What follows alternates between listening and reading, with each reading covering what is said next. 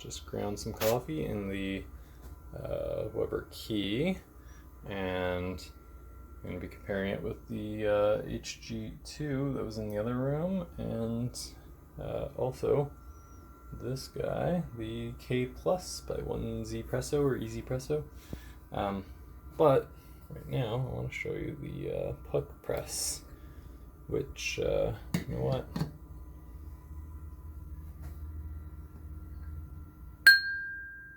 it a little spin and it all comes tumbling down. I don't do RDT, and I don't use the, I use this instead to kind of get it down in there.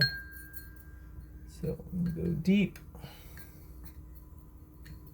give it some nice little circles, and work my way up to the top.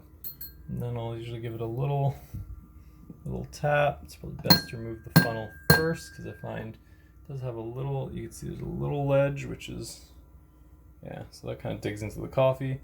Not ideal. So you could remove it and then kind of tap it down first. Yeah. And then this is the neat part. Hold on, maybe I should make some more space because my hand is here. Kind of put this back in here. Yeah, really I should just use ones that I have. I don't need two of them because I'm not using two at the exact same time. So I could just transfer my black one over to the silver, the HG-2, instead of having so much because it's taking up all the space on my desk. All right, let's try this.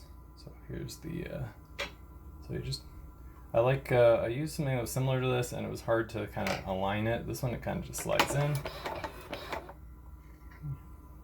And done. So, yeah. And you can control the pressure right now. Oh, I just pressed my scale. Hard to see at this angle because I got too many things in the way, but 33 pounds of tamping force. And you could do it so like double, triple. I think I have it so it's precise, which is like a double tamp. Yeah, it's pretty neat. Actually, here, let's take a look. So here are the settings. It also has a cleaning mode where it kind of drops down the piston so you can access it and wipe it off easy. So yeah, pretty nice. Haven't tried single. Haven't tried Hulk actually. Kind of scared.